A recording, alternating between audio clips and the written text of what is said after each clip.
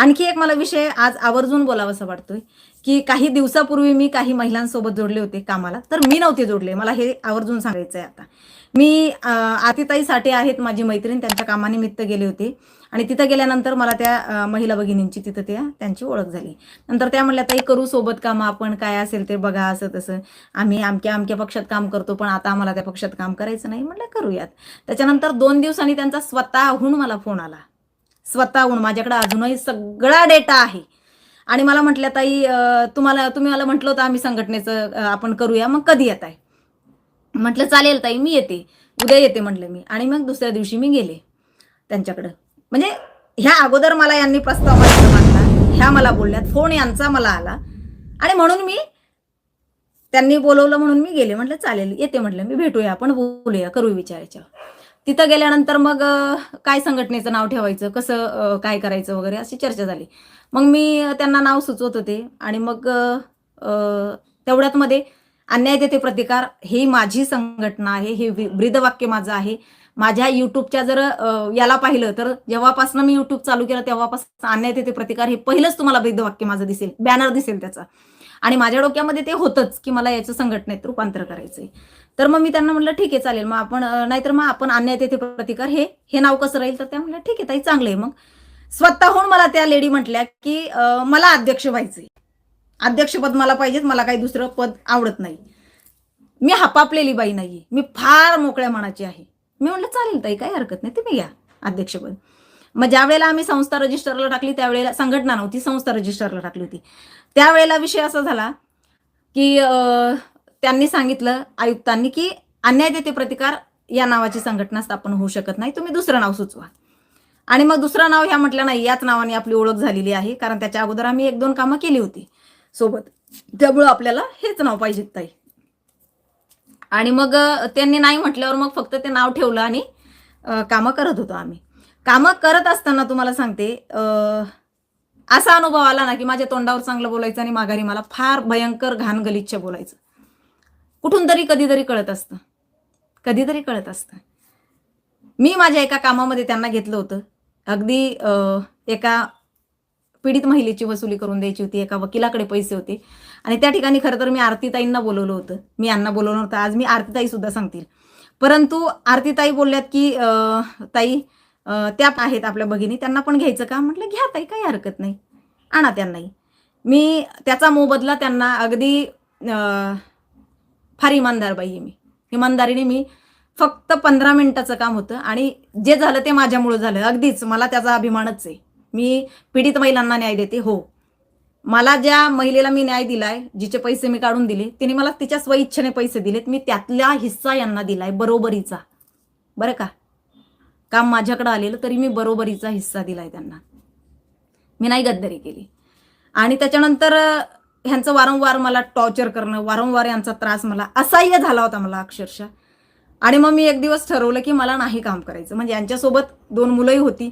त्या मुलांचे आणि यांचेही वाद झालेत आणि मी ठरवलं, की मला नाही काम करायचं. कारण ज्यावेळेला पोलिस स्टेशनमध्ये जायचो त्यावेळेला माझी ओळख आहेच, मला महाराष्ट्र ओळखतोय. परंतु मला त्याचा घमंड नाहीये, मला त्याचा अभिमान पण नाहीये. आणि ज्यावेळेला मला पोलीस आदर माझा करायचे किंवा मला बोलायचे त्यावेळेला यांचं वेगळंच काहीतरी. की काय गरज आहे पोलिसांशी असं बोलायची? काय गरज आहे त्यांच्या त्या पोलिसांना जास्त एंटरटेनमेंट करायची? असं नाही, आपल्याला पोलिसांकडनं काम करून घ्यायचंय. कायद्याने अधिकार त्यांना दिलाय. आपण फक्त त्यांना सांगू शकतो, त्यांच्यापर्यंत पोहोचवू शकतो. परंतु काय रंगवायचं हे त्यांच्या पेनातमध्ये हे त्याची ताकद संविधानाने डॉक्टर बाबासाहेब आंबेडकरांनी ही त्यांना दिलेली आहे. त्यामुळे आपल्याला पोलिसांसोबत विरोध करून कामं नाही होणार आहेत आपली. आपल्याला त्यांच्यासोबत पोलिसांसोबत मैत्री करूनच कामं करावी लागतील. कायदेशीर मैत्री करून, बरं का. आणि मग ते मला कुठेतरी पटत नव्हतं आणि मी ठरवलं, की मला नाही करायचं. मी आपलं माझी वेगळी होऊन जाते. मी एकही शब्द, एकही शब्द न काढता मी माझी बाजूला झाले. मला नाही पटलं. मी फोन उचलणं बंद केलेत. खूप ठिकाणी त्या म्हणजे खूप वेळा त्या गेल्यात माझ्या जवळच्या लोकांकडे, की त्यांना सांगा गैरसमज झालाय. आपण एकदा भेटूयात, एकदा बोलूयात. परंतु मी ठरवलं होतं, की मी आहे तशीच. एकदा ठरवलं ना मला जिथं पटलं नाही, मी तिथून बाजूला झाले ना, मी परत तिथं जोडल्या जात नाही. झाले. कारण जे शब्द बोललेले होते ते माझ्या लेकींबद्दल होते, माझ्या जावयाबद्दल होते, ज्यांचा काहीच संबंध नव्हता. त्यांच्यावर हसणं असेल किंवा आमची खिल्ली उडवणं असेल, हे मला फार लागलं होतं माझ्या मनाला, की नाही तुम्ही बाकी काही बोलले असते ना, मी सहन केलं असतं. माझ्या लेकींबद्दल बोललात ना, नाही मी इथं राहू शकत आहे. आणि त्याच्यानंतर मला भयंकर त्रास देण्यात आला. भयंकर इतका त्रास दिला ना त्या माऊल्यांनी, त्यांना काय सुख भेटलं त्याच्यामध्ये त्यांना माहिती. आणि अजूनही देत आहेत. आज तर माझा स्टॅच्यू बनवलेला आहे आणि तो टाकला आणि त्याच्यावर टाकलं की बाबा ही महिला काय रात्रीचे म्हणे घराच्या बाहेर निघते आणि ही हॉटेल व्यावसायिकांना हप्ते मागते. मला सांगा, का हॉटेल व्यावसायिक मला हप्ते देतील? का देतील? कारण काय हप्ते द्यायचं मला? मी कोण आहे? बरं, मी का हप्ते मागेल त्यांना?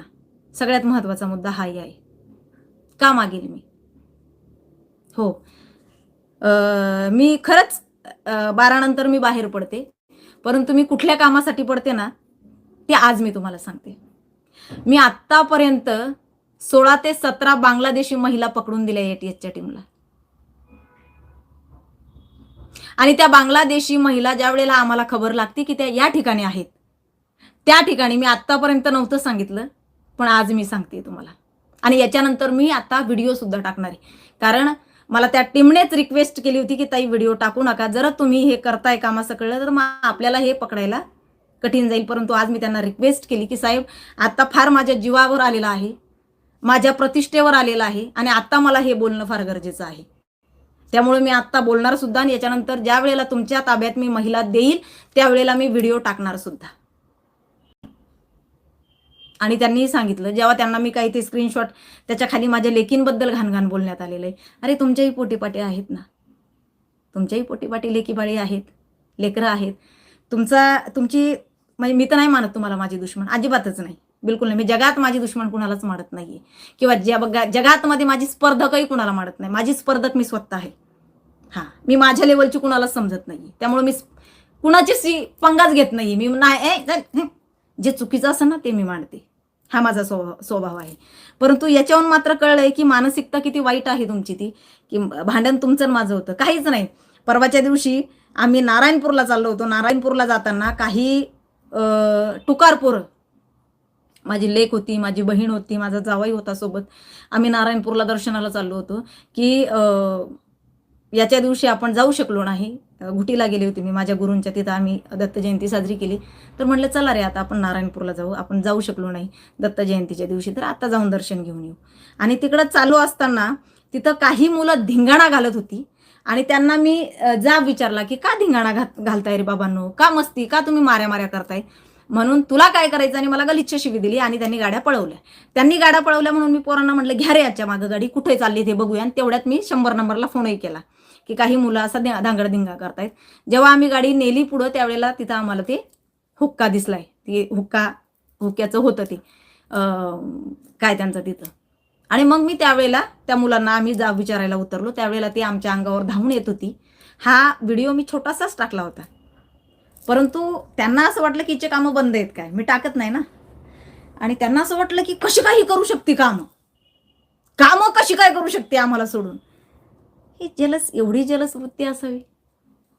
मी अद्यापही त्यांच्यापासून दूर झाल्यानंतर अद्यापही एक शब्दही त्यांच्यावर बोलले नव्हते. संघटनेचं नाव माझ्या आहे, त्यांनी त्यांच्या काळजावर हात ठेवावं आणि सांगावं की संघटना कुणाची आहे. त्या नाव वापरतात, मी त्यांना विरोध केला नाही, करू देत. रजिस्टर माझी आहे ना. त्याच्यानंतर मी माझी संघटना रजिस्टर केली, कामगार संघटना रजिस्टरही झाला, नंबरही आला आमचा, सगळं झालं. आता आमच्या हॉटेलचं ओपनिंग सुद्धा, याच्या ऑफिसचं ओपनिंग सुद्धा आहे 1 महिनाभरामध्ये आमच्या अन्याय देते प्रतिकार या संघटनेचं. मी शांतीत काम चालू केले कारण मला न्याय द्यायचा आहे लोकांना.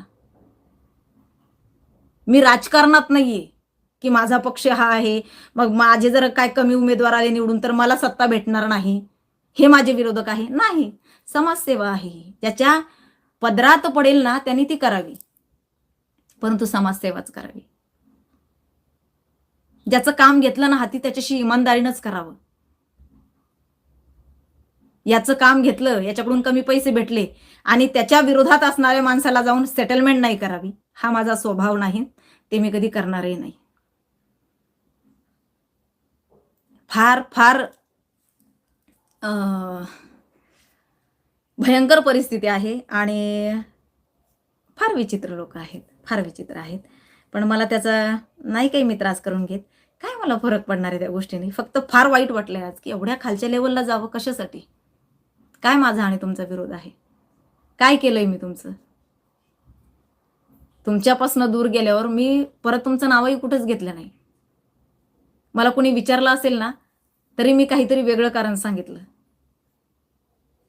परंतु मी तुम्ही माझ्यासोबत काय वागलात ना हे काहीच सांगितलं नाही. अक्षरशः 3 महिने मी डिप्रेशनमध्ये म्हणजे मी डिप्रेशनमध्ये असल्यामुळे तुमच्यासोबत जोडले होते. परंतु तुमच्यासोबत जोडल्यानंतर तुम्ही आणखी जास्त मला टॉर्चर करण्याचा प्रयत्न केला. कुठं माझ्याकडं मेल आहेत, सगळे मेल आहेत. ज्या ठिकाणी जात होतो ना त्या ठिकाणी मी मेल करत होते. मी या ठिकाणी अशी कारवाई केली आहे. महिला आयोगाच्या अध्यक्ष असतील त्यांना मेल करत होते, फडणवीस साहेब असतील त्यांना मेल करत होते. इतकं प्रामाणिकपणे मी काम केलं आणि ते सगळे मेल आता मी याला पण टाकणार आहे, स्क्रीनशॉट पण टाकणार आहे.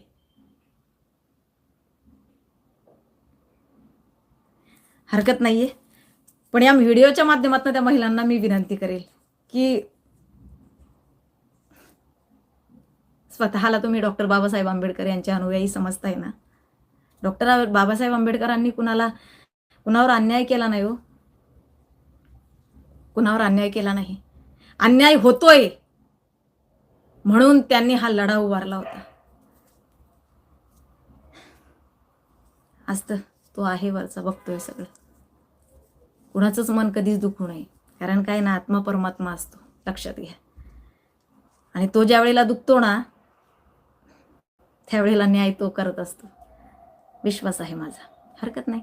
काय तुम्हाला माझे व्हिडिओ बनवायचे, काय माझे बनवायचे ते बनवा. मला फरक पडणार नाही आणि मी कामही सोडणार नाही बरं का.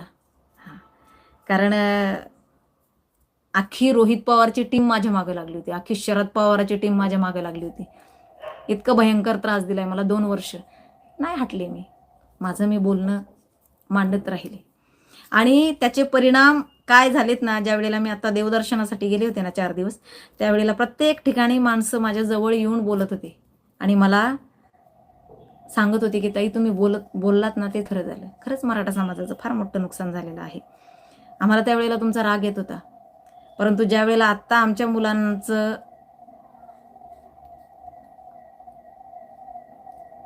सिलेक्शन झालं नाही, ओबीसी मधून जागा शिल्लक नाहीये, त्यावेळेला कळलं की EWS हे किती महत्त्वाचं होतं ते. हरकत नाही. तसं